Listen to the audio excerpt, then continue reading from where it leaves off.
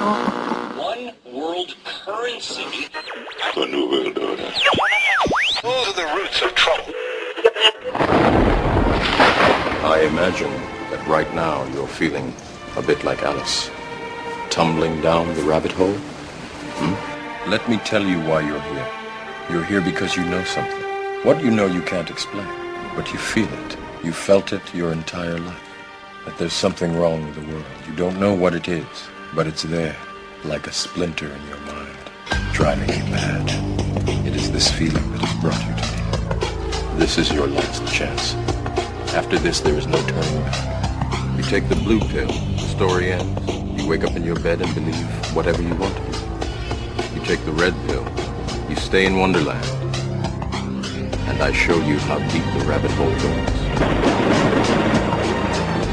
All I'm offering is the truth, nothing more. For we are opposed around the world by a monolithic and ruthless conspiracy that relies primarily on covert means for expanding its sphere of influence, on infiltration instead of invasion, on subversion instead of election, on intimidation instead of free choice, on guerrillas by night instead of armies by day. It is a system which has conscripted vast human and material resources into the building of a tightly knit, highly efficient machine that combines military, diplomatic, intelligence, economic, scientific, and political operations. Its preparations are concealed, not published. Its mistakes are buried, not headlined. Its dissenters are silenced, not praised. No expenditure is questioned, no rumor is printed, no secret is revealed. But I am asking your help in the tremendous task of informing and alerting the American people. And now, welcome to another episode of Down the Rabbit Hole. Here's your host from federaljack.com. It's Popeye. Ladies and gentlemen, welcome to tonight's live edition. It is June 10th, 2013. Welcome back from the weekend. It is Monday. Craziness. What is going on? Oh, I got a jam-packed show for you tonight, ladies and gentlemen. I'm going to be picking apart the insanity that is going on, specifically, the NSA spying scandal, which it's really not a scandal because anybody with half a brain that pays attention knows that the government spies on you. Again, I've been talking about this the last couple episodes. I talked about this with Joe on Friday, how it is not a surprise that the NSA has been spying on us and stuff. But I'm going to be getting into a few things. I want to cover a clip, an interview, I guess you could call it. A faux interview. Really wasn't a good one, but Glenn Greenwald, the guy that was being interviewed, held his own. And, you know, back in the day, I didn't always agree with him. I'd say about 95% of the stuff I've seen he did, maybe like 90% of the stuff that I've seen him write, I could say I agree with. But as of late, he's really been holding the administration's feet to the fire. And MSNBC Morning Joe had him on, Joe Scarborough and Mika Brzezinski. And the guy they bring on to try to, I don't know, soften the impact of this or debunk Glenn Greenwald or whatever the hell he was actually trying to do, is the president of the Council on Foreign Relations, Haass. It's ridiculous. I mean, it's so transparent. It's not even funny anyway. So I want to play this snippet for you guys tonight.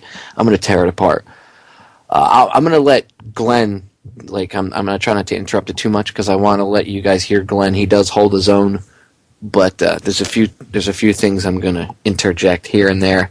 And before I even get into that stuff, I want to start off with this. We really live in bizarro world, alternate universe, whatever you want to call it. A toy gun buyback program, I should say. Yes. A toy gun buyback program being held at a school. I couldn't make this up. So, don't go anywhere. We will be right back. Ladies and gentlemen, we are back. Let's just dive right into the insanity, shall we? A toy gun buyback program. Really? Really? Do you think this is going to work? And I'll give you one guess. Let's see if anybody out there. I'll give you one guess what state that this would originate in. That's right. California. If you go over to federaljack.com, I have an article up there about it. It's right on the front there. If you click on the slider up at the top on the left arrow, the first one that comes up is a picture of a little kid holding a wooden toy gun, like an old Thompson submachine gun, and it's just I don't know where to start with this. I mean, do I even need to tear this apart? Do I? I mean, really? Really? Well, go click on the article. I'm going to read it anyway. Ugh. Apparently, Strobridge Elementary School in Hayward, California, hosted a toy gun buyback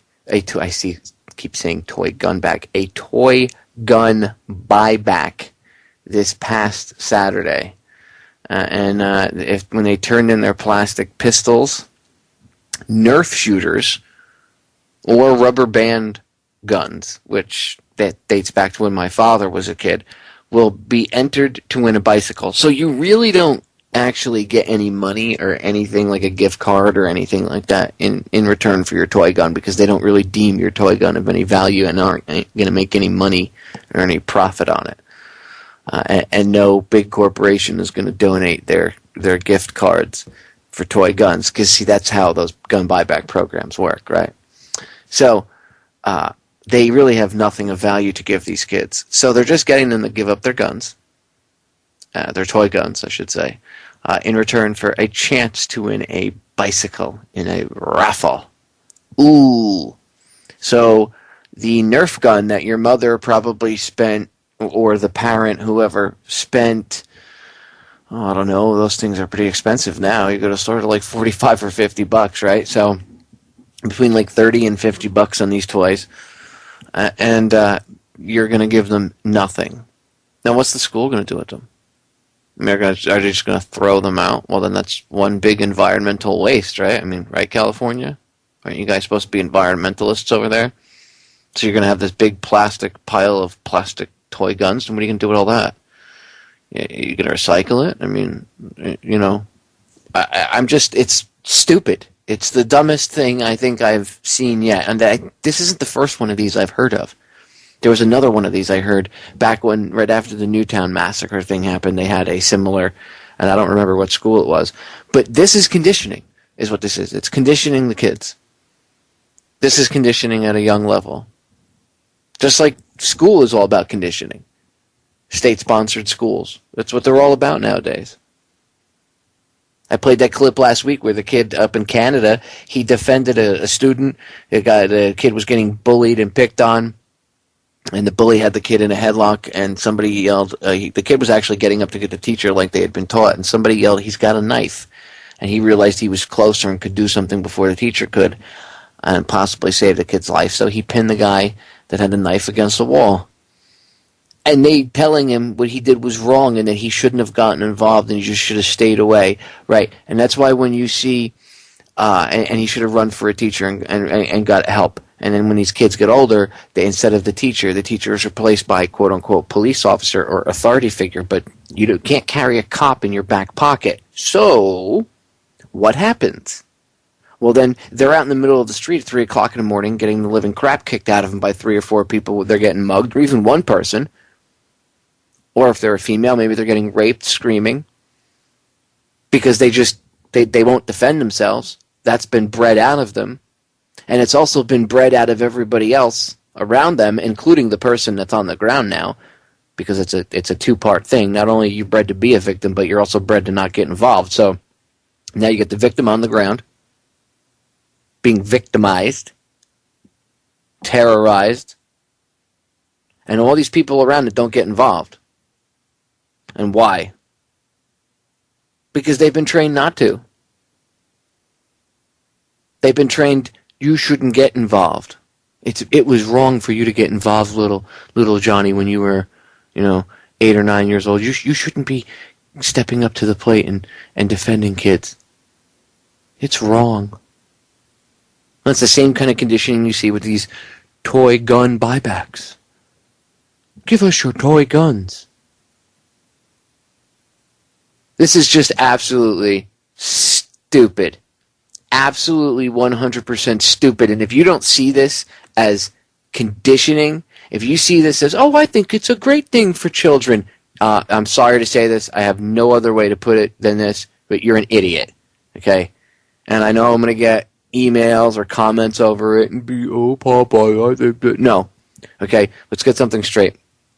Running around with toy guns does not make you desensitized and want to go shoot, okay? It does not, at all. That's kids being kids. What desensitizes you is the realistic video games. And I know I'm going to catch heat for this because every time I say this, the gamers are like, oh, what do you mean, video games? They don't make people violent. You're stupid, Popeye. You're stupid. Well, guess what? Okay, genius. I've played video games since the time I was a kid. I've been a gamer my whole life. Actually, the only time I haven't played video games really is in the past few years since I started doing my radio show. I used to do it even when I ran Federal Jack just to blow some steam off here or there or to look for symbolism hidden in games. But since I do my own radio show and video editing and audio editing and all that stuff, I just don't have time. Okay? But I know what the deal is. And I know things that, because I've done research, because I'm not busy playing friggin' video games in my shorts, okay? Scratching myself on the couch, I've done a little bit of research, so I understand what's going on. So, when I say that, that's because of this. Video games are used by the military to desensitize soldiers, to help them shoot, and to help mold them. And if you don't believe it, perfect example is one of the reasons that they started using the silhouette targets that they use. Back in the day, they didn't have human silhouette targets. They would shoot at like round bullseyes and things like that. And because the soldiers or Marines or airmen or sailors were used to shooting at round targets and things of that nature, when they got out on the field and they actually had to shoot at a live human being, I think it was something like, even during World War II, it was only like 1 or 2 out of 10 were actually like aiming and shooting their rifles. Something to that effect. Or maybe by World War II it was maybe like 3, but it wasn't really high. It was really, I think if I remember correctly, it was the end of World War II, somewhere between, we'll say, 1 and 3 out of 10 would fire in combat. It was really, really low. And they started using human silhouette targets. That's one of the things they do. Then they started making the targets a little bit more realistic. Remember DHS just got caught ordering targets that had civilians, like a woman holding a baby with a gun in her hand and all that stuff? It's the same thing, okay? The old shooting gallery, that's to take away the hesitation. They'll tell you that. It's so that you don't hesitate. So that you can quote-unquote distinguish between the two, but that you don't hesitate when you're in it. Because if you're in a gunfight, you don't want to hesitate if it really is, you versus the other person over there. It's not just some innocent, person in the street, but it really is, you versus whoever. You definitely don't want to hesitate. Hesitation could kill you. So I understand what they're doing. It's about desensitizing you, training you. So yes, video games will do that. As a kid running around with a toy gun, not so much. I don't think so. I don't think it desensitizes you. If you're a parent, like my mother had a rule. She said to me, even with toy guns, she said, if you're playing with your friends, and you have a bunch of you guys, and you have like one team on one side and one on the other, that's different. Okay. She said, but I don't want to catch you just walking around the house randomly pointing your toy gun at people. My mother hated guns, but yet she let me have toy guns because she knew I was a boy, and she knew boys would be boys, and she didn't want to stifle me being a boy. She did not like guns. She detested guns. Did not like them. I don't know if she was afraid of them or what the deal was. She just did not like them. Yet she did not care if I walked around with my, cowboy six-shooter. But she taught me lessons. Like, she would say things to me, if that were a real gun, you wouldn't want to point that at somebody. Do you know why? She would engage me in these conversations. She didn't treat me like I was a moron. That's a big difference. My mother treated me like I was a human being. She treated me as if I was, I was a child, but I was an equal human being in her eyes. I might have been, she might have been the mother and had to put her foot down at times, but she didn't treat me as if I was stupid. She treated me with a level of respect and that I had some intelligence.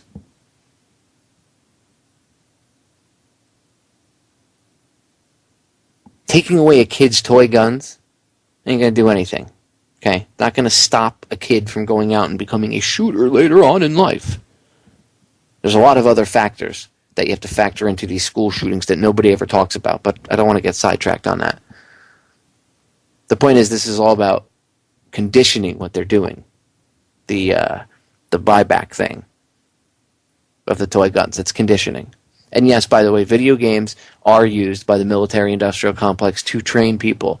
One of the reasons that there's a lot of first-person shooters out there and a lot of the video games have military authenticity to them is because they have liaisons, we'll say. Well, in order to get that access, there's give and take. The point is, the Pentagon, the military-industrial complex, mind control, all this stuff, none of it is new to anyone. And if anybody understands what they do, what do you see going on now? What do you see going on now? A lot of remote control warfare, right? What controllers do they use? They use video game controllers. Xbox and PlayStation controllers. Same styles for both. I've seen the Xbox style controller used in different types of drones. Not so much the UAV ones. It looks they could be using Xbox style remotes for the UAV ones. Those kind of look like the ones I've seen. Kind of look like the play. I've actually seen both, like a mixture of both. But I've noticed a lot of the robots, like the ones that you'd throw into like Windows and things like that. A lot of them have the Xbox style remote. But it doesn't matter if it was a PlayStation or Xbox or any of those. It doesn't matter. They're pretty much the two dominant video game consoles out there. But even if there was a third one, the point is, these kids are being trained in the video games to fly drones and drone attack people from a drone. And then when they join the military, they go in the Air Force, and what are they doing?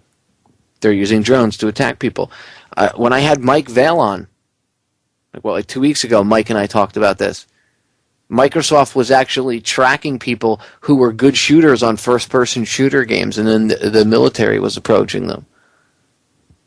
You think I'm lying? Go look it up. So yeah, video games are used to desensitize and condition, but a toy gun with responsible parenting, no. The kid's not going to go turn into a shooter or anything like that. And by the way, these school shooters can't all be blamed on that. You can't say, oh, it's video games, or it's mental illness, or there's not just one factor. There's a bunch of factors that play into each of them, and people need to go investigate each one instead of just saying, oh, it's an umbrella thing. It's never a one-size-fits-all problem or answer or anything. We're going to break. We will be right back. Don't give up your guns, whether they be real or toys. The school's principal, the school that's doing the toy gun buyback, or did it this past weekend.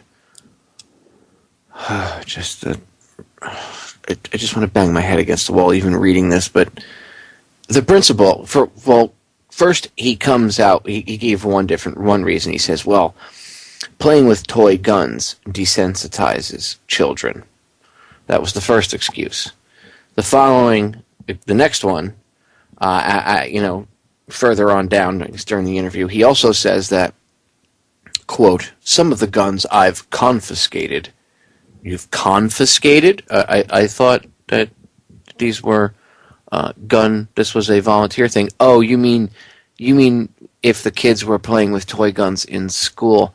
Oh, because I'm sure schools now have a no toy gun policy. Just another zero tolerance policy. Stupid. Just more reason to not send your kid to a public school and homeschool. But anyway, I digress. Quote, some of the guns I've confiscated, if they're stuck down in a waistband, the average person would think it's a real gun. I could easily see one of our 6th graders wanting to fake out someone at a 7-Eleven by walking in there. They wouldn't think it's funny, but it could turn into a tragedy. Or excuse me, they would think it's funny, but it could turn into a tragedy, end quote. Wait a minute. So this guy is saying that easily he could see one of the kids in his school, a 6th grader, wanting to, quote, fake out someone at the local 7-Eleven standing in line. Really? Really? You think that your students are that bad? That out of control? They lack that much common sense that you wouldn't be surprised that someone in the 6th grade would go try to, quote, fake out someone, hold up someone in a line thinking it's a joke? Really? You think all of the kids in your school are that stupid? Perhaps maybe then you should step down as principal, sir. Because if you really believe that, and if that's the truth, that your kids lack that much common sense, then you have failed in your position as principal, have you not, sir? If you really believe that statement, then you failed. Because none of your teachers have instilled any type of common sense into these children. And that means that none of their parents are teaching these kids any type of common sense. Or none of these kids even have any type of common sense. I mean, it's ridiculous. It's the stupidest statement I've ever heard. I'll read it to you again. Quote, some of the guns I've confiscated, if they're stuck down in a waistband, the average person would think it's a real gun. I could easily see one of our 6th graders wanting to fake out someone at a 7-Eleven by walking in there. They would think it's funny, but it could turn into tragedy. Oh, I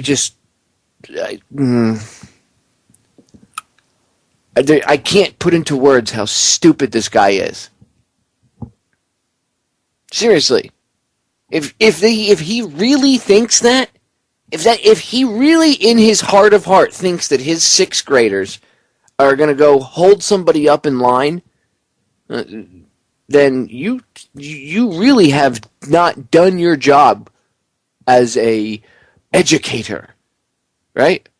Isn't that what you supposedly do as the principal? Isn't that what your job is? You run the school where we mold young children into the future adults of society. And you're not even instilling or trying to help the kid maybe find some common sense in any way, shape, or form, or even spell out what the words common sense.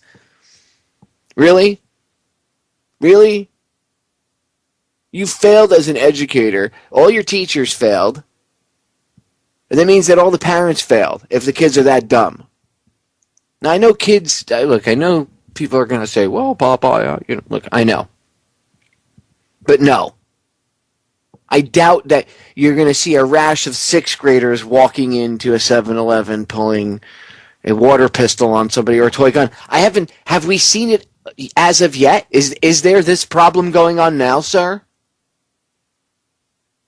Oh, no, of course there's not, but you never know. What if? Oh, whoa, it might rain tomorrow. What if? What if it snows in Colorado? Oh, my God. People need to stop it.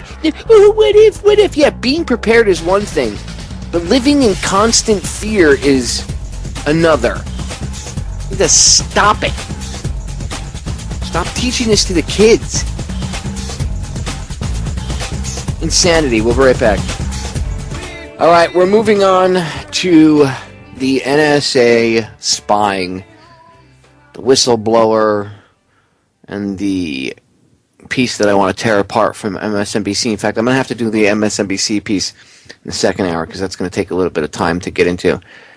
But I want to get right into the whistleblower. I want to let you hear him for yourself. Now, I actually have the audio, the full interview that he did with Glenn Greenwald from The Guardian. It's about 12 minutes, so I'm going to let the entire audio play for you, this segment. It's going to fill up most of it. But I want to let you hear what the whistleblower has to say for himself, not some chopped up version that Fox News or CNN or MSNBC or ABC or CBS or any of the rest of them put on for you. Little sound bites here and there. I want you to be able to hear the whole thing. So here we go. This is NSA whistleblower Edward Snowden being interviewed yesterday by Glenn Greenwald of The Guardian. My name's Ed Snowden. I'm 29 years old. I work for Booz Allen Hamilton as an infrastructure analyst for NSA in Hawaii.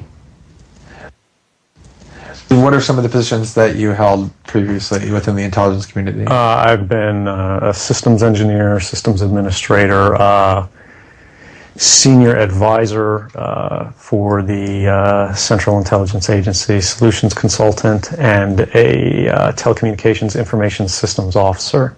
One of the things people are going to be most interested in trying to understand who you are and what you're thinking is there came some point in time when you crossed this line of thinking about being a whistleblower to making the choice to actually become a whistleblower. Walk people through that decision-making process. When you're in positions of privileged access, like a systems administrator for these sort of intelligence community agencies, you're exposed to a lot more information on a broader scale than the average employee. And because of that, you see things that may be disturbing, but over the course of a normal person's career, you'd only see one or two of these instances. When you see everything, you see them on a more frequent basis. And you recognize that some of these things are actually abuses. And when you talk to people about them, in a place like this where this is the normal state of business, people tend not to take them very seriously and move on from them. But over time, that awareness of wrongdoing sort of builds up, and you feel compelled to talk about it. And the more you talk about it, the more you're ignored, the more you're told it's not a problem. Until eventually you realize that these things need to be determined by the public, not by somebody who was simply hired by the government. Talk a little bit about how the American surveillance state actually functions. Does it target the actions of Americans? NSA and the intelligence community in general is focused on getting intelligence wherever it can by any means possible that it believes on the grounds of sort of a self-certification that they serve the national interest. Originally, we saw that focus very narrowly tailored as foreign intelligence gathered overseas. Now, increasingly, we see that it's happening domestically. And to do that, the NSA specifically targets the communications of everyone. It ingests them by default. It collects them in its system, and it filters them, and it analyzes them, and it measures them, and it stores them for periods of time, simply because that's the easiest, most efficient, and most valuable way to achieve these ends. So while they may be intending to target someone associated with a foreign government or someone that they suspect of terrorism, they're collecting your communications to do so. Any analyst at any time can target anyone, any selector, anywhere. Where those communications will be picked up depends on the range of the sensor networks and the authorities that that analyst is empowered with. Not all analysts have the ability to target everything, but I, sitting at my desk, certainly had the authorities to wiretap anyone, from you or your accountant to a federal judge to even the president if I had a personal email. One of the extraordinary parts about this episode is that usually whistleblowers do what they do anonymously and take steps to remain anonymous for as long as they can, which they hope often is forever. You, on the other hand, have decided to do the opposite, which is to declare yourself openly as the person behind these disclosures. Why did you choose to do that? I think that the public is owed an explanation of the motivations behind the people who make these disclosures that are outside of the democratic model. When you are subverting the power of government, that's a fundamentally dangerous thing to democracy. And if you do that in secret consistently, as the government does when it wants to benefit from a secret action that it took, it'll kind of give its officials a mandate to go, hey, tell the press about this thing and that thing, so the public is on our side. But they rarely, if ever, do that when an abuse occurs. That falls to individual citizens, but they're typically maligned. It becomes a thing of these people are against the country, they're against the government. But I'm not. I'm no different from anybody else. I don't have special skills. I'm just another guy who sits there day to day in the office, watches what's happening, and goes, this is something that's not our place to decide. The public needs to decide whether these programs and policies are right or wrong. And I'm willing to go on the record to defend the authenticity of them and say, I didn't change these. I didn't modify the story. This is the truth. This is what's happening. You should decide whether we need to be doing this. Have you given thought to what it is that the U.S. government's response to your conduct is in terms of what they might say about you, how they might try to depict you, what they might try to do to you? Yeah, I could be, rendered by the CIA. I could have people come after me, or any of their third-party partners. They work closely with a number of other nations, or they could pay off the triads, or any of their agents or assets. We've got a CIA station just up the road in the consulate here in Hong Kong, and I'm sure they're going to be very busy for the next week. And that's a fear I'll live under for the rest of my life, however long that happens to be. You can't come forward against the world's most powerful intelligence agencies and be completely free from risk, because they're such powerful adversaries that no one can meaningfully oppose them. If they want to get you, they'll get you in time. But at the same time, you have to make a determination about what it is that's important to you. And if living unfreely but comfortably is something you're willing to accept, and I think many of us are, it's the human nature. You can get up every day, you can go to work, you can collect your large paycheck for relatively little work against the public interest, and go to sleep at night after watching your shows. But if you realize that that's the world that you helped create, and it's going to get worse with the next generation and the next generation who extend the capabilities of this sort of architecture of oppression, you realize that you might be willing to accept any risk. And it doesn't matter what the outcome is, so long as the public gets to make their own decisions about how that's applied. Why should people care about surveillance? Because even if you're not doing anything wrong, you're being watched and recorded, and the storage capability of these systems increases every year consistently by orders of magnitude, to where it's getting to the point you don't have to have done anything wrong. You simply have to eventually fall under suspicion from somebody, even by a wrong call, and then they can use the system to go back in time and scrutinize every decision you've ever made, every friend you've ever discussed something with, and attack you on that basis to sort of derive suspicion from an innocent life and paint anyone in the context of a wrongdoer. We are currently sitting in a room in Hong Kong, which is where we are because you traveled here. Talk a little bit about why it is that you came here, and specifically there are going to be people who will speculate that what you really intend to do is to defect to the country that many see as the number one rival of the United States, which is China, and that what you're really doing is essentially seeking to aid an enemy of the United States with which you intend to seek asylum. Can you talk a little bit about that? Sure. So there's a couple assertions in those arguments that are sort of embedded in the questioning of the choice of Hong Kong. The first is that China is an enemy of the United States. It's not. I mean, there are conflicts between the United States government and the Chinese PRC government, but the peoples inherently, we don't care. We trade with each other freely. We're not at war. We're not in armed conflict, and we're not trying to be. We're the largest trading partners out there for each other. Additionally, Hong Kong has a strong tradition of free speech. People think, oh, China, great firewall. Mainland China does have significant restrictions on free speech, but the people of Hong Kong have a long tradition of protesting in the streets, of making their views known. The internet is not filtered here, no more so than any other Western government. And I believe that the Hong Kong government is actually independent in relation to a lot of other leading Western governments.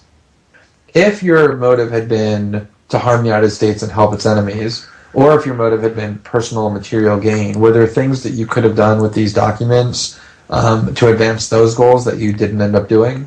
Oh, absolutely. I mean, anybody in the positions of access with the technical capabilities that I had could, suck out secrets, pass them on the open market to Russia. They always have an open door, as we do.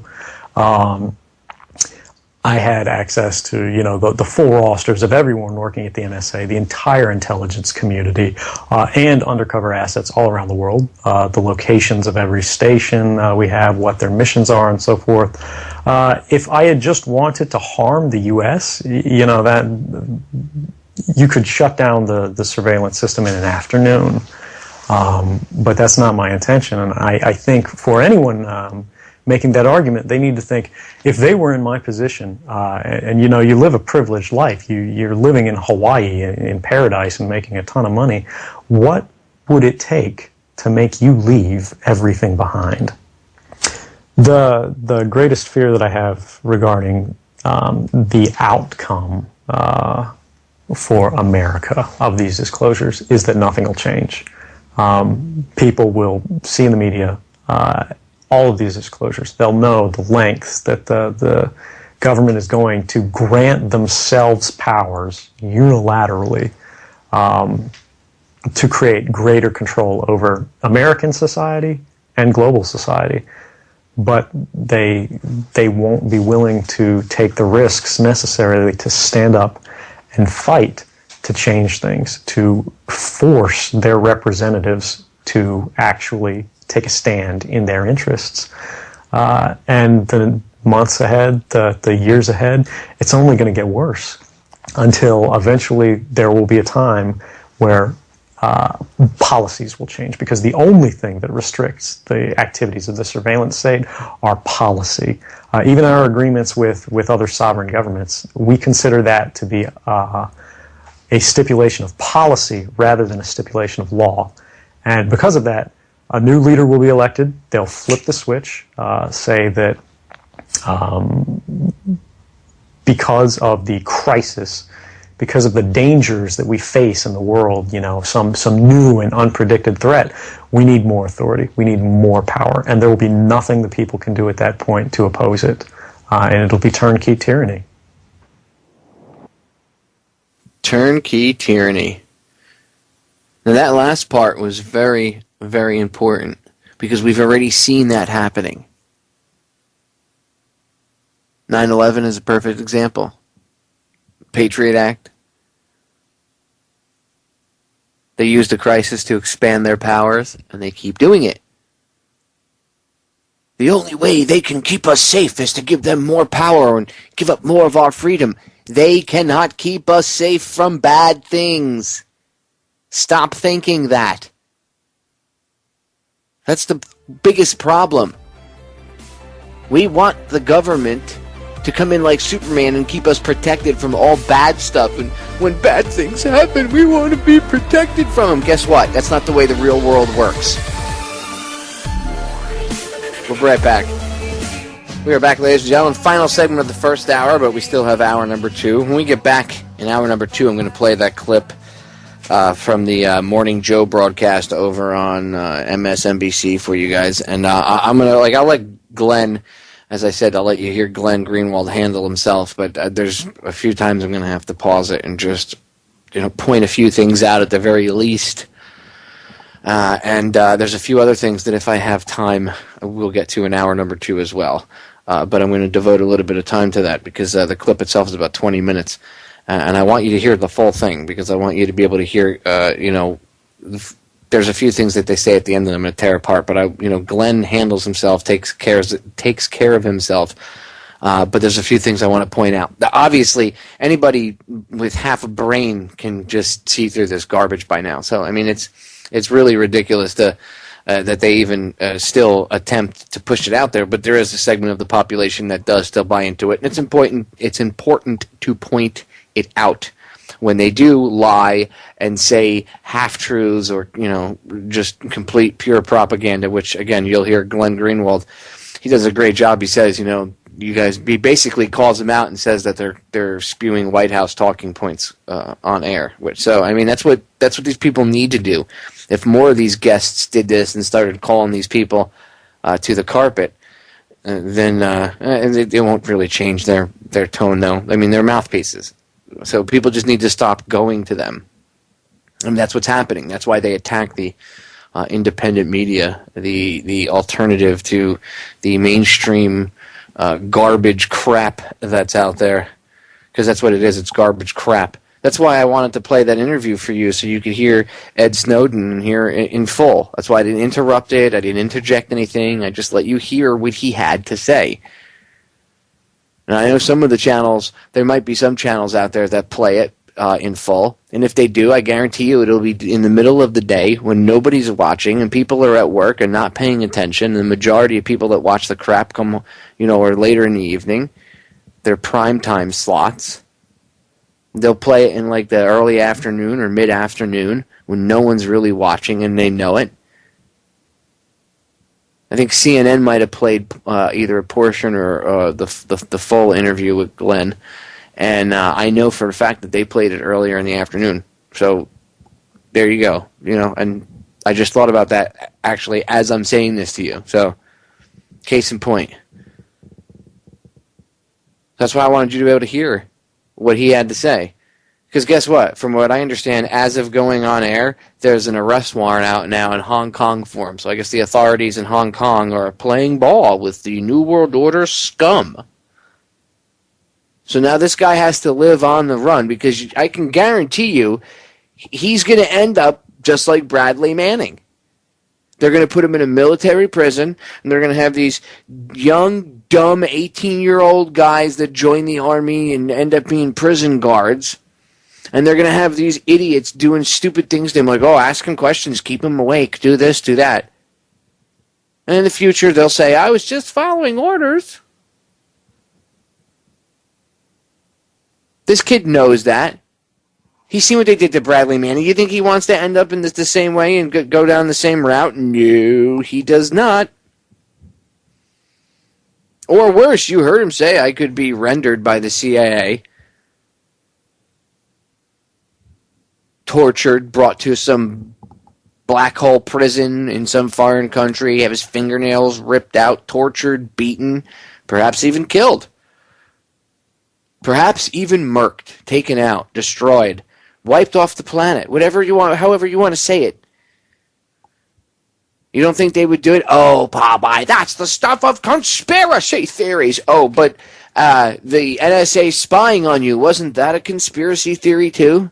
Wasn't the government reading all of your emails and your cell phone messages and texts and conversations? Wasn't that a conspiracy theory too? Wasn't the government listening and watching everything you do a conspiracy theory? Oh, but they're doing it. You can't have it both ways. The government talks out of both sides of their mouth. You can't live your reality like that because it doesn't work that way. The fact is the fact. They've been monitoring you. They watch everything you do. And by the way, this is not Obama, ladies and gentlemen, although he might have signed off on certain things or expanded it here or there or might be currently defending it. It is not him. This goes back to George Bush and even further than him. They are just puppets. It's a symptom of a government out of control. And when Obama's gone, the next putz with power will come in and have the same access and do the same exact things. And they understand this, and that's why they get you to focus on the ad hominem They get you to focus on the to-the-man argument, which is what the president really is. It's just a big ad hominem, if you think about it, right? Because you focus on the to-the-man, and you're not paying attention to what actually runs things.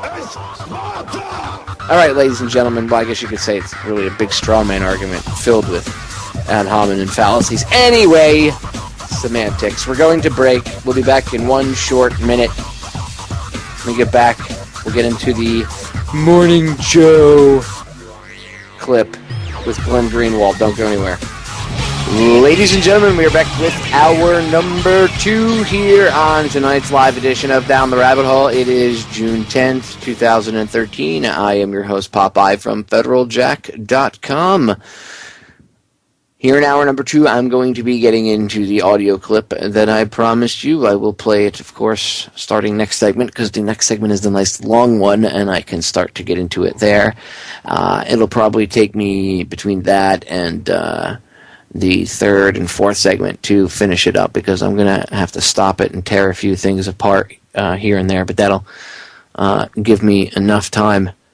We've been going over the insanity that's been going on, the NSA spying. I played the full interview with Glenn Greenwald of Ed Snowden, the whistleblower from the NSA, who, as I said, when I came on air, at the time of airtime, literally as I was coming on air, there has now, I learned from what I've seen, that there has now been a arrest warrant issued for him in Hong Kong. So we will find out how long before he is in Hong Kong, the custody of Hong Kong officials, and then handed over to the United States. I'm willing to bet that they'd hand him over right quick. I'm sure whatever behind the scenes things are going on. Unfortunately, there really isn't a place you can hide anymore in this world. I'd have to sit down and think about it. I mean, you could go hide in a cave or whatever, but I don't know if there's a safe haven country that you could openly go to. Maybe, I don't know, Iceland. I don't know. I mean, I really don't know. I'd have to sit down and think about it. Who wouldn't buckle? There's probably very few. Probably you could count them on one hand. The amount of countries that would not send you back. And even if they don't send you back, the other thing you have to think about is, would they come and get you, snatch you up? This guy's going to have to live. He risked his life by coming out, but he's going to have to live the rest of his life.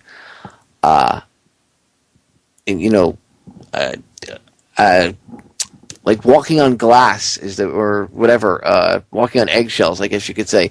Always looking over his shoulder while he's free, whatever period of time that is for. And if he runs, I mean, he gains nothing from this. People would, he's going to write a book, or what is a hell of a way to get a book deal. I mean, obviously the guy had money or whatever, so he makes a good point in the interview. What would make someone do that?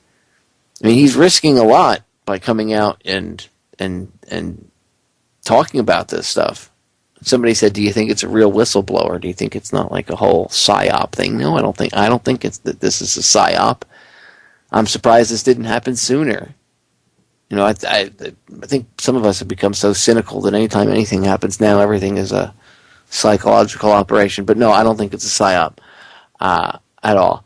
I think the guy's legit, but I don't think he's going to be free for much longer. I think they're going to. I think Hong Kong will acquiesce with the United States and hand him over if they get him. So, and like he said, they could hire somebody in one of the triads. They could hire whoever. He could be walking down the street and a CIA paid assassin could just murk him one day, and that'd be it. Good night. And it would look like he had a heart attack because they got the CIA heart attack gun. If you don't believe it, go on federaljack.com and type in CIA heart attack gun. Look it up. We're right back.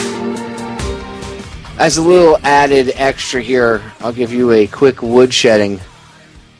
One of the listeners dropped in the chat. He said, "Popeye, you should take Diane Feinstein to the woodshed." And yes, there's a chat if you want to go. I have a free chat over on federaljack.com, over on the Listen Live page. Go to federaljack.com, and up in the upper right-hand corner, there's the widget for the show. There's 2 buttons on the bottom half of the widget. one, if you click it, is red, and the other one is green. One's for the archives, the green one, and the red one is the one for the Listen Live page. Click on it; it'll bring you to the Listen Live page. The chat page is there. You can, interact if there's anybody in there, and sometimes I randomly check it during the break sometimes. And anyway, one of the chatters dropped a link in there from Breitbart. Feinstein says that the NSA leaker committed, quote, treason. She called Edward Snowden, the man who leaked secrets about national security, the National Security Agency, surveillance of Americans to the press, a traitor. She told the press, quote, I don't look at this as being a whistleblower. I think it's an act of treason, end quote. Ugh. She said that Snowden had violated his oath as a government employee to uphold the Constitution. He violated the oath, he violated the law, that's treason. Hey, Diane, you violate the Constitution all the time. Constantly. You said if you could, you'd take away guns from everyone. That's the violation of the Second Amendment. Isn't that violation of the Constitution that you swore to protect? And if I recall, the Constitution actually would be in this guy's favor because he was pointing out abuses of the Constitution. So, I mean, I could be wrong, Diane, but last time I checked, he's actually upholding his oath, where you lady, you're in violation of your oath. There should be term limits. You're the poster child, Diane Feinstein, for term limits, amongst other things. You, lady, are a traitor. 99.9% of the people in Congress are traitors, with the exception of maybe like one or two. You're all friggin' traitors.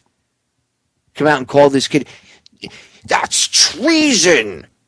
No, Diane, what you have done is treason. What Obama has done is treason. What Bush and Cheney did was treason. You suck, lady, okay? Your opinion means nothing, and the kid's not a traitor. But, oh, you scumbags on Capitol Hill. Every time someone comes out and points out that you're doing something bad, oh, traitor, lock them up. This is why you people need to go. All of you. I mean, if ever there was a poster child for term limits, ladies and gentlemen, it is Diane Feinstein. Not that voting really matters anymore, because if it actually changed anything, they would make that illegal too. So, I mean, this is a prime example.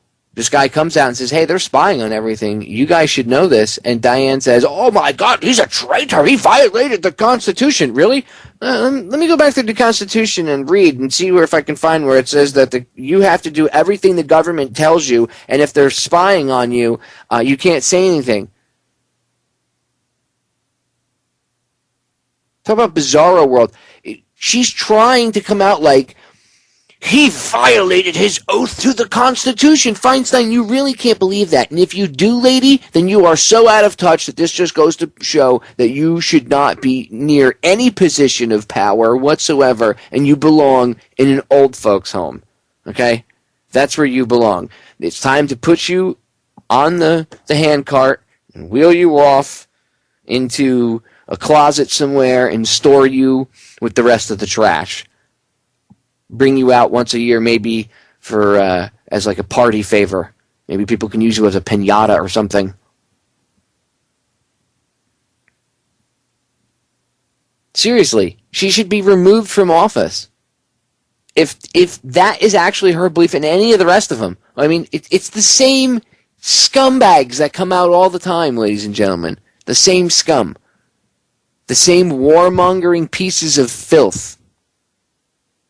The ones that want to violate your constitutional rights. It's the same ones every time. I hope you've noticed this. I don't know if anybody's taking a notice. But every time they want to bomb a country, it's the same three dicks. Every time someone's a traitor or the Constitution, blah, blah, blah, blah, blah, killed them, blah, blah, blah. One of these people, it's always the same few. You get Harry Reid, Feinstein, from the left. You get John McCain from the right. Peter King, this guy's a schmuck. He wants to, everybody's a terrorist in this guy's eyes. He thinks, well, we should have cameras in your toilet. Everything is terrorism. Look, they blame September 11th. Everything is, the heartstrings. September 11th, September 11th, September 11th. Terror, terror, terror, terror, terror, terror, terror, terror. And then I get people telling me, well, Popeye, what about September 11th, man? You know what? 9/11 was not done. I'm going to tell you this right now. 9/11 was not perpetrated by a bunch of Arabs being told what to do and directed from some other Arab in a cave thousands of miles away via a satellite phone and a friggin' Dell laptop. Think about that. Think about what your laptop looked like in 2001. Just for a moment. Think about that. Realistically. Think about it. Did you have Wi-Fi like you do now in 2001? No. You think he's got an Ethernet connection from whatever your internet service provider is? Do you think he's got an internet service provider going, he's got a sat phone. Well, how did he get the freaking computer hooked to the internet? Through his sat phone? Really? Do you know how much technology it takes to use a sat phone? You don't think they could have traced that? He gets them like a throwaway cell phone, Popeye, at the 7-Eleven. He gets the throwaway sat phone at the Terrorist R Us. Right, I forgot. Because they all have the terrorist online store they go frigging shopping to. This is ridiculous. Stop buying into this. Scum like Feinstein and the rest of them, when Bush was in power, Cheney and them and all those morons, they use fear. And half of these idiots on Capitol Hill are controlled too. Remember, there's a very certain few that understand what's really going on. The rest are controlled through fear. Whether they're afraid to lose their position of power or whatever, fear for their lives, or they actually buy into the crap, which a lot of them do. But this is utterly ridiculous. Oh my God, 9/11 happened. Oh my God. And instead of calming you down and saying, relax, think with your head, calm down. No, they want you to do quite the exact opposite. They want you to sit there and go, oh my God, they attacked us, and I don't know what to do. Protect me, I'm so scared. That's what they want you to do. And I'm just so frustrated and tired of it. People, look, it's 2013, okay? You need to stop looking at the possibility that the government would have, at the very least, allowed 9/11 to occur, if not orchestrated themselves, to bring about what you see today. To further an agenda. It is not out of the realm of possibility. That's not crazy. They're reading every frigging email you've ever sent. And by the way, that goes back way before 2001. Look up Echelon. Echelon's been around for like 20 years.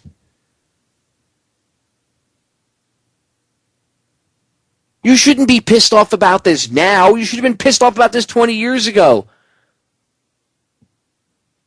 But good, yeah, if you're pissed off now, welcome to the club. Welcome to getting angry.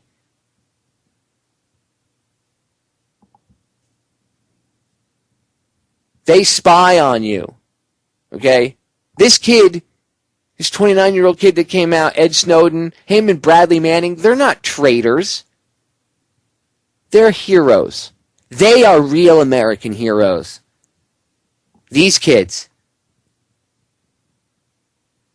Bradley Manning and Ed Snowden, two true American heroes, not traitors. Diane Feinstein, she's a traitor. Barack Obama, traitor. Harry Reid, traitor. George Bush, traitor. Dick Cheney, traitor. Donald Rumsfeld, traitor. Paul Wolfowitz, traitor. I could go on and on. Rahm Emanuel, traitor. Jay Carney, traitor. Panetta, traitor. And the list keeps going and going. It doesn't matter what side of the aisle you look on. They're all scum. They're all scum right now. None of them care about you, me, or anybody else. They just pretend to.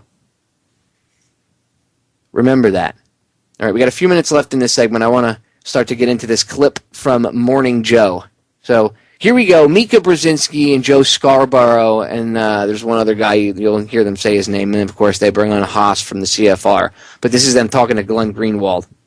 This morning, we are learning more about Edward Snowden in our top story this morning. He's the government contractor and former CIA employee who leaked the existence of two high-profile NSA programs that target Americans' cell phones and some of the most widely used internet providers and social media networks in the world. He revealed his identity through The Guardian, the UK newspaper that originally ran his story.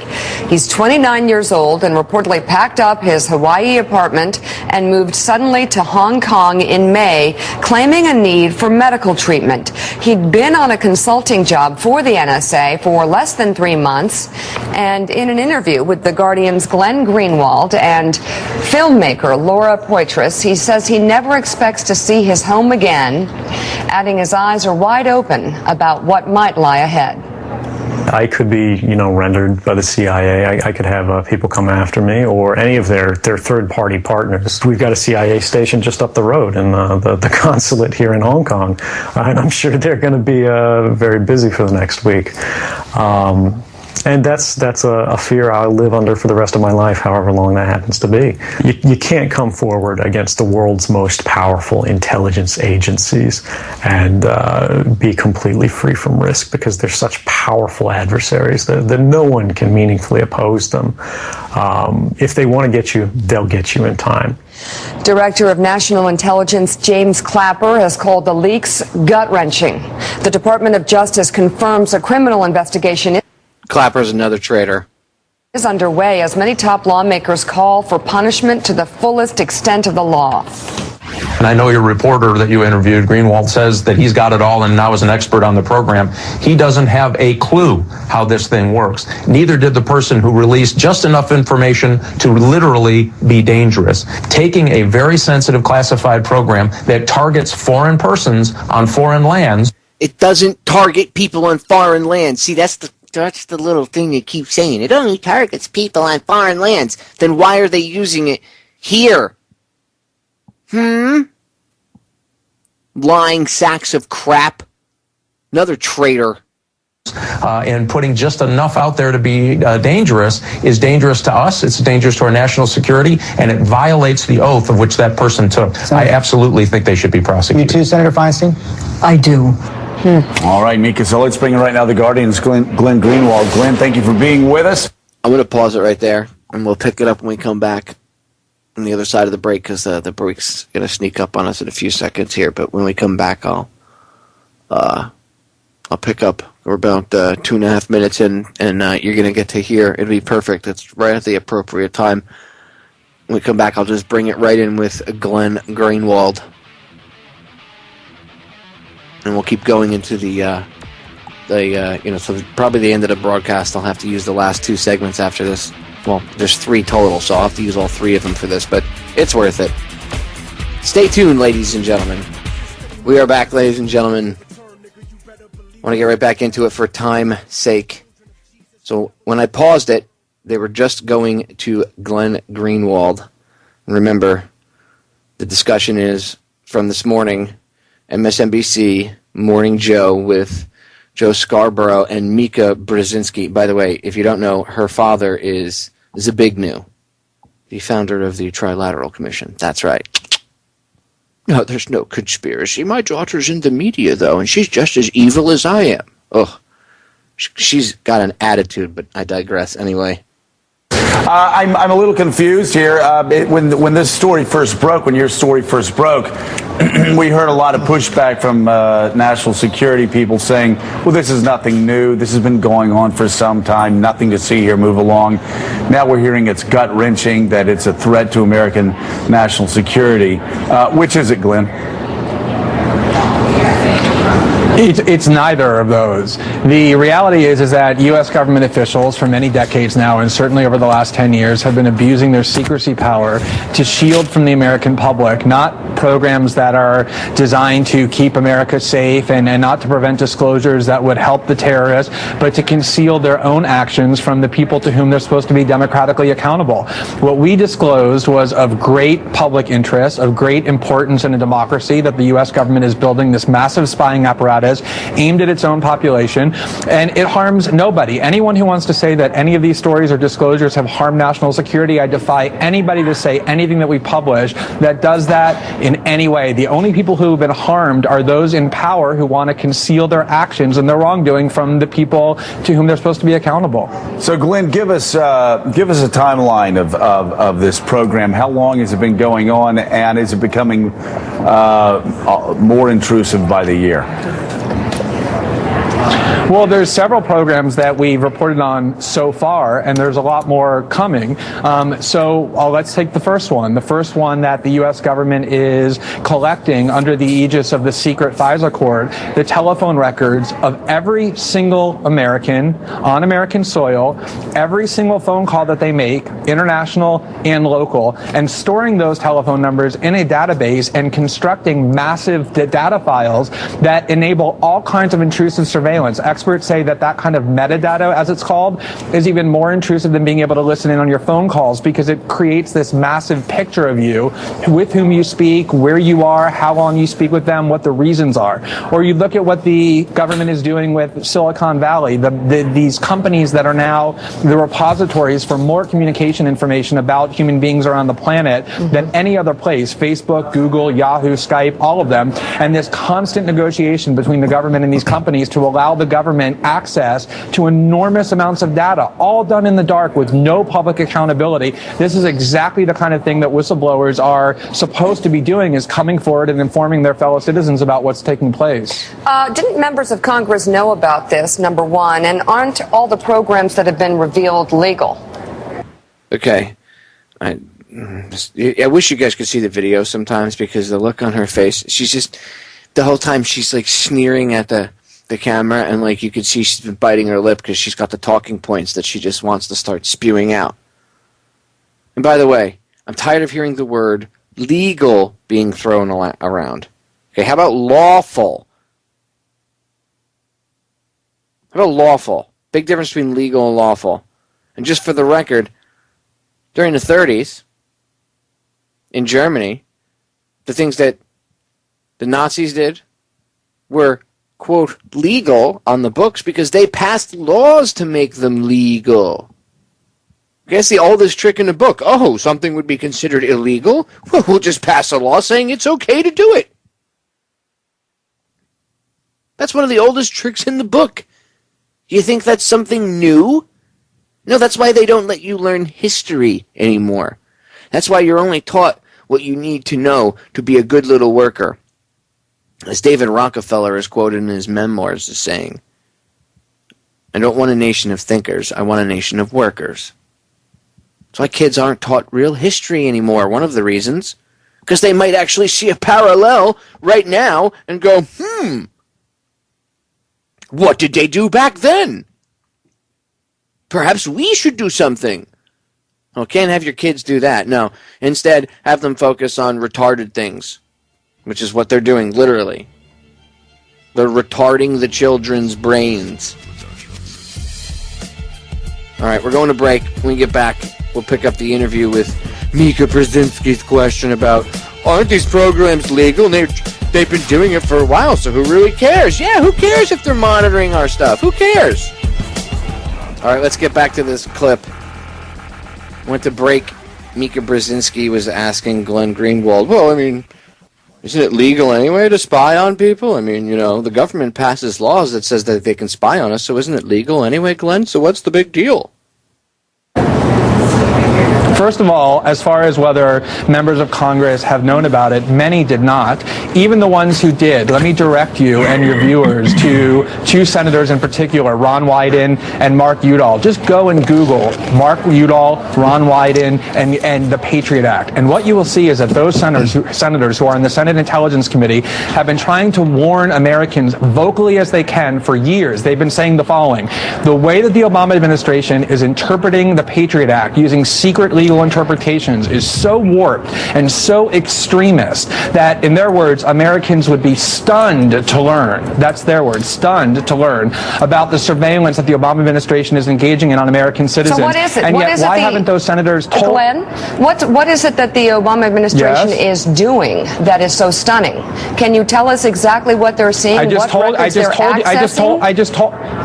just told you what it is, Mika. We reported on it. It's that the NSA is collecting the telephone records of every single human being in the United States without any regard to whether they engage in wrongdoing. They're tapping into their online chats, their online calls, their online interactions of every sort. And the problem is that those senators are constrained by law from doing or saying anything about it. So you can say all you want, oh, the White House has gone to Congress and briefed them on it, but when you impose restraints on what they can do about it, even their ability to warn the American public about it, that kind of consultation is impotent. It's meaningless. Even those senators couldn't tell us what they wanted us to know. It took a brave whistleblower to come forward and tell us. Of course, the president said on Friday, I welcome a debate with those who disagree with me about these programs. So you can't talk about these programs publicly, so that's going to be a bit of a muted debate. Glenn, I want to continue on just how expansive this program has become and how it's even gone past the original confines of what people expected the Patriot Act to be interpreted as. James Sensenbrenner, who is a Republican, very conservative Republican, who is the author of the Patriot Act, says this goes well beyond what he and others anticipated the Patriot Act to be used for. Can you give us some more specifics about just how much more expansive from what you've told? I mean, I'm sure we're going to learn much more in the coming weeks and months, and so many things that we're being told right now will end up not being true as well, because that's the way stories like this go. But from what you know right now, you see how he's dismissive? I can't stand Joe Scarborough either. Oh, because a lot of the facts that are coming out aren't going to be true in the future anyway. That's just the way things go. Oh, really? Oh, okay. Okay, Joe. See, that's not being a journalist. He's putting the idea into the listener's head, who actually does still watch this, although they have the MSNBC has the worst ratings in history. I believe the Teletubbies actually have a better rating than any of the MSNBC shows, or probably all of them combined. How has this administration and the Bush administration expanded the Patriot Act well beyond what the authors intended originally? So let me just answer that in two ways. So if you go back and read the debates about the Patriot Act when they were first introduced, the reason the Patriot Act was so controversial was because it was always the case in the past that in order for the government to be able to target individuals and convince a court to let them have access to their records, you had to have probable cause that the person was engaged in wrongdoing. And what the Patriot Act did was it lowered that standard. So it said now all you need is a reasonable basis to believe that the person is involved in wrongdoing before you can get their records. And that was incredibly controversial. It was considered a radical departure from the way that the United States is supposed to work. But even back then, nobody thought, and just go read the debates about the Patriot Act in late 2001, early 2002, nobody had any inkling that the government would ever use the Patriot Act not to target specific individuals and say there's reasonable basis or probable cause to believe they're wrongdoing, but to use the Patriot Act to say this entitles us to collect records for every single American, regardless of whether or not... Well, I have to disagree with Glenn here. The quote-unquote conspiracy theorists that everybody made fun of brought this up right away. They're civil libertarians, right? Oh, you guys are conspiracy nuts! Here we are, 2013. I guess we were right. we've done anything wrong. That was never the intention, even by the radical people who advocated the Patriot Act, that is how it would be used. And that's what Senator Wyden and Senator Udall have been saying. And let me just say one other thing.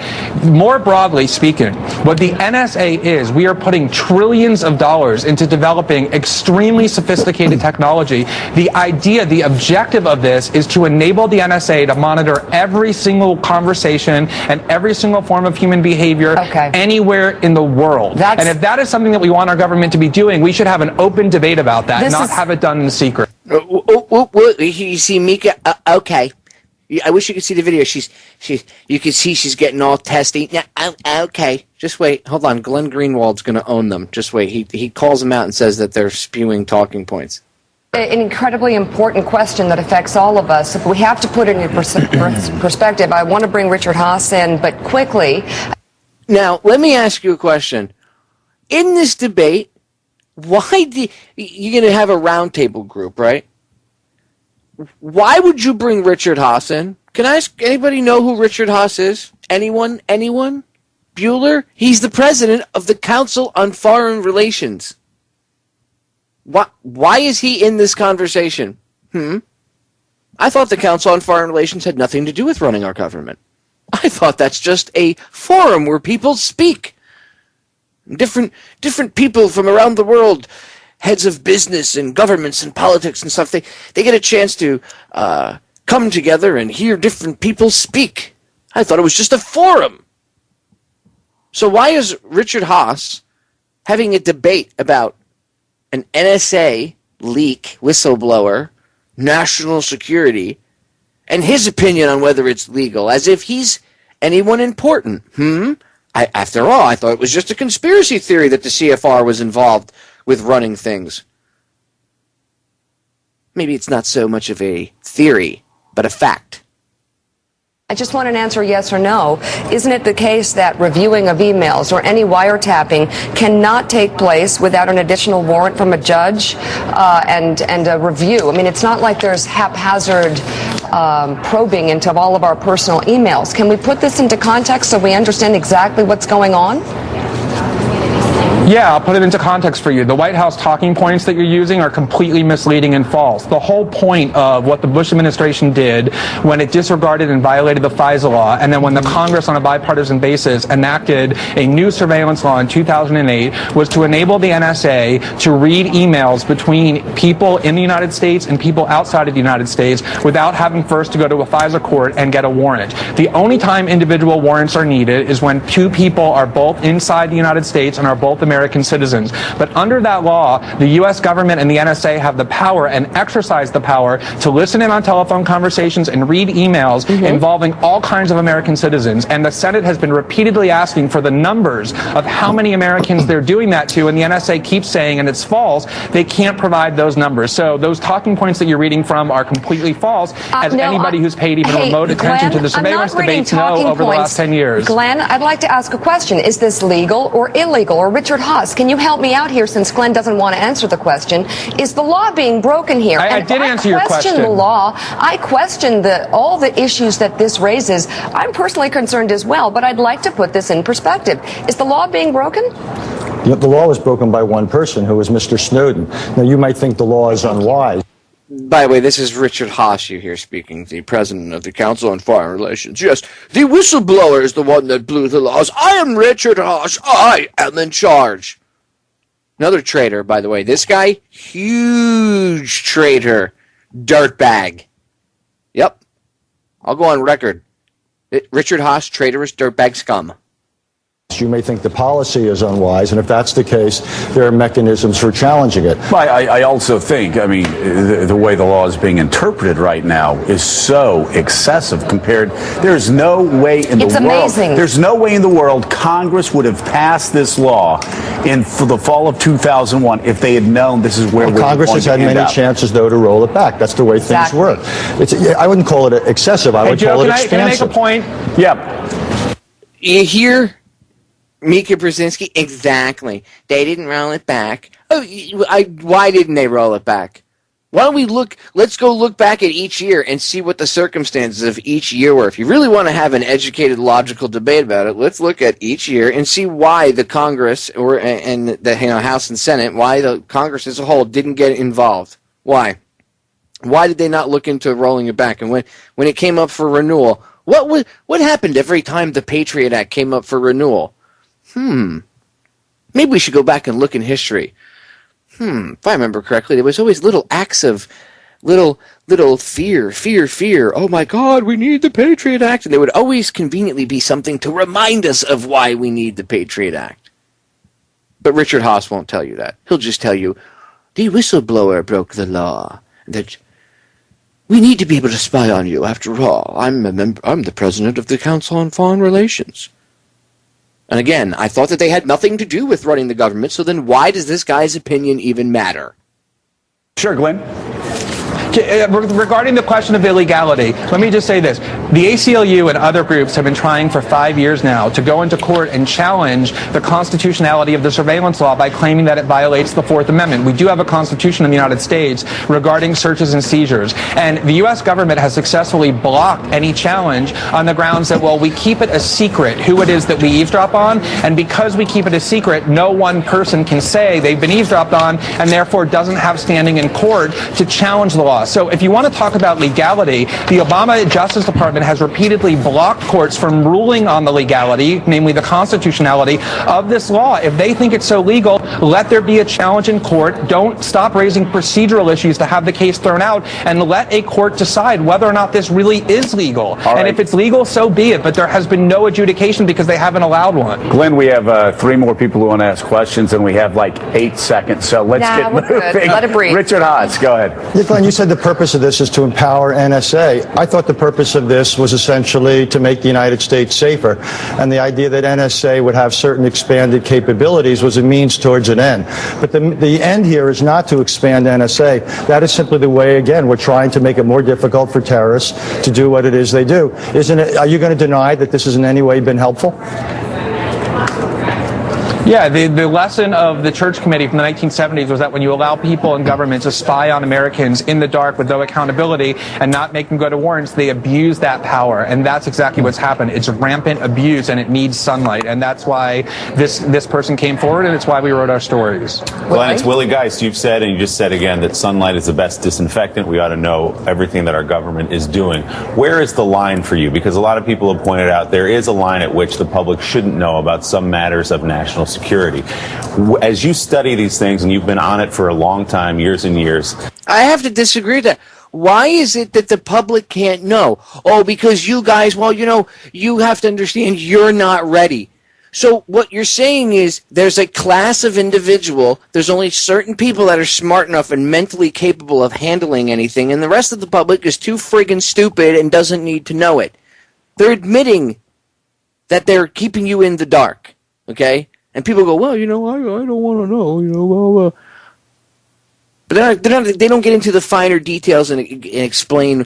I could do a 4-hour show as to why people give up their own control over themselves and would allow people to make decisions for them and everything else.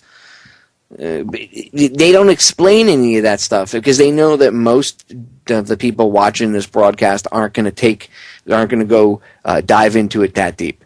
And it's just it pisses me off to no end. I swear to God, they would never let me on any of these broadcasts because they would have to cut my mic, and I wouldn't curse or swear or anything at them, but I would own them. I think Glenn Greenwald did a pretty good job of holding his own. And again, why did they bring Richard Haass on, president of the Council on Foreign Relations? What do you have to say about anything? I thought you don't count. I thought it was just a little speaking forum. I guess not. We are back, ladies and gentlemen. Final segment of tonight's edition of Down the Rabbit Hole.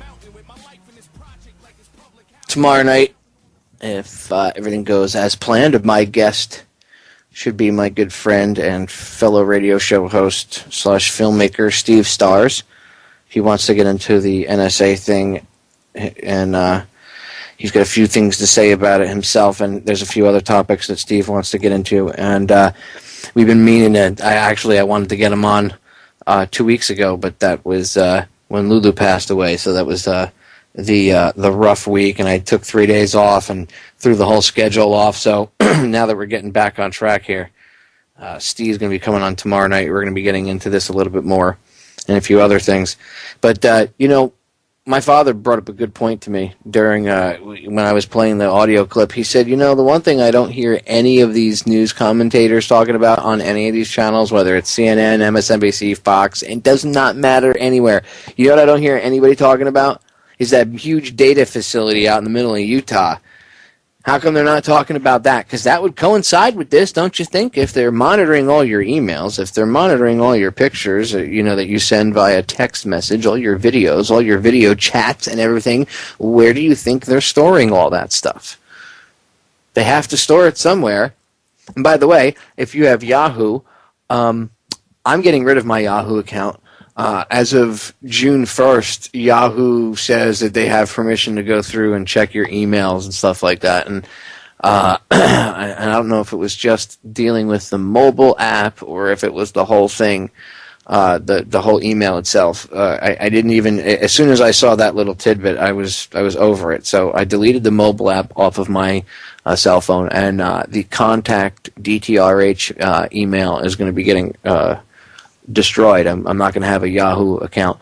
So I will make, I do have the v4911 at gmail.com, which I don't have any doubt that I'm sure Google probably at the very least stores the emails, if not monitors them.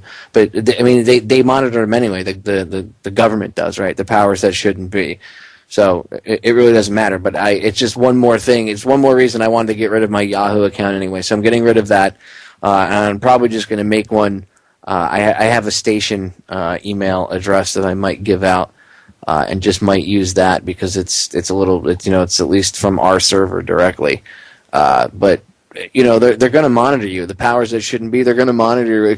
I kind of live my life like they monitor it anyway. I don't live in fear. I'm free. I'm myself.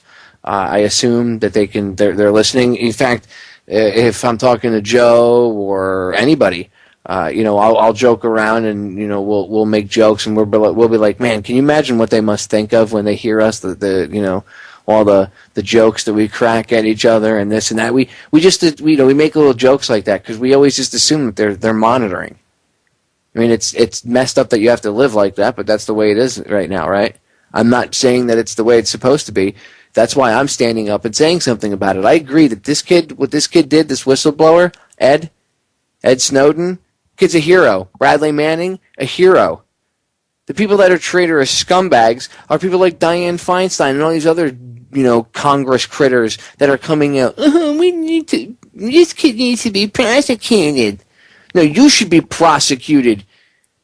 Talk about violating the Constitution. You talk about word magic. They're getting you to believe that this kid coming out and telling you he violated his oath to the Constitution. Last time I checked, the oath to protect the Constitution is the same. We all take it when we, I was in the military, Diane, and I took the same oath to protect the Constitution. And last time I checked, nowhere in the oath did it mention protecting the NSA is the Constitution. In fact, the NSA is diametrically opposed to the Constitution.